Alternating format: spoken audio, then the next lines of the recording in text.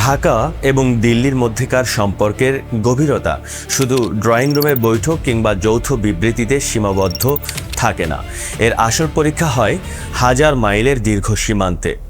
সাম্প্রতিক push in বিতর্ক এবং সীমান্ত উত্তেজনা যখন তুঙ্গে, ঠিক তখনই অনুষ্ঠিত হতে যাচ্ছে বিজিবি বিএসএফ মহাপরিচালক পর্যায়ের বহুল প্রতীক্ষিত সীমান্ত সম্মেলন। কিন্তু এবারের বৈঠকটি আর 10টি সাধারণ বৈঠকের মতো নয়। দুই দেশের কূটনৈতিক টানাপোড়েনের এই আবহে দুই বাহিনীর টেবিল টকে কোন 5টি এজেন্ডা নির্ধারণ করতে যাচ্ছে আগামী দিনের ভারত বাংলাদেশ সীমান্ত সমীকরণ। বৈঠকের 1 নম্বর এবং সবচেয়ে উত্তপ্ত এজেন্ডা হতে যাচ্ছে সাম্প্রতিক অবৈধ পুশ ইন বা জোরপূর্বক এপারে মানুষ ঠেলে দেওয়ার চেষ্টা। বাংলাদেশের ঝিনাইদহ ও কুড়িগ্রাম সীমান্তে বিএসএফের সহায়তায় যে অনানুষ্ঠানিক অনুপ্রবেশের চেষ্টা করা হচ্ছে তা নিয়ে ঢাকার পক্ষ থেকে তীব্র আপত্তি তোলা হবে। আন্তর্জাতিক আইন লঙ্ঘন করে কেন এই তৎপরতা, তার স্পষ্ট জবাব চাইবে বিজিবি। এর ঠিক পরপরই থাকছে 2 দশকের পুরনো ক্ষত সীমান্ত হত্যা। প্রতিশ্রুতির পরও কেন সীমান্তে প্রায়ই নিরস্ত্র বাংলাদেশি নাগরিক বিএসএফের গুলিতে প্রাণ হারাচ্ছেন তা নিয়ে ভারতের উপর বড় ধরনের মনস্তাত্ত্বিক ও আইনি চাপ সৃষ্টি করবে বাংলাদেশ। 3 নম্বর এজেন্ডাটি কিছুটা টেকনিক্যাল কিন্তু অত্যন্ত গুরুত্বপূর্ণ। সেটি হলো জিরো লাইনে কোঅর্ডিনেটেড পেট্রোলিং বা সমন্বিত টহল ব্যবস্থা।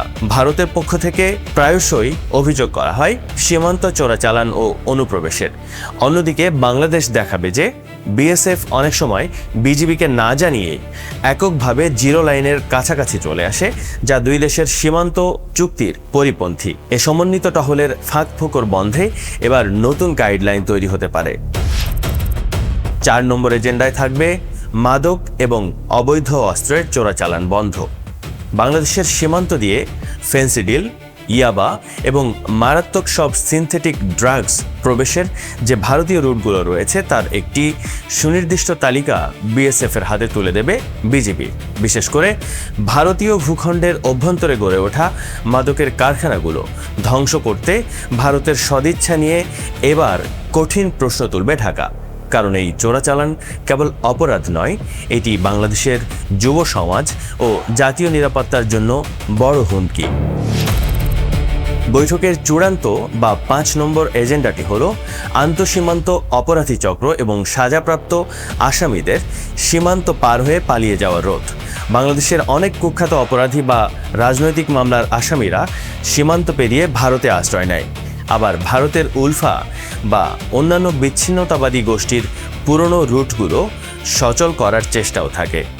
এই অপরাধীদের দমনে দুই বাহিনীর গোয়েন্দা তথ্য আদান প্রদান এবং রিয়েল টাইম কমিউনিকেশন বা তাৎক্ষণিক যোগাযোগ ব্যবস্থা আরও জোরদার করার প্রস্তাব আনা হবে এই টেবিলে।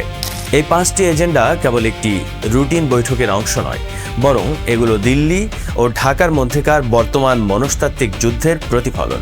টেবিলের আলোচনা কতখানি ফলপ্রসূ হবে তা নির্ভর করবে ভারতের আন্তরিকতা এবং বিজিবির কূটনৈতিক দৃঢ়তার উপর। সীমান্তের শান্তি কি এবার সত্যি ফিরে আসবে, নাকি এই বৈঠকও শেষ হবে কেবলই কাগজি আশ্বাসে?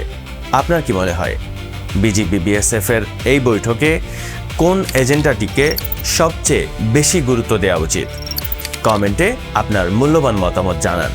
নিয়মিত এমন ইনডেপথ অ্যানালিসিস ভিডিও দেখতে চিফ টিভি সাবস্ক্রাইব এবং ফলো করে সাথে থাকুন। ধন্যবাদ।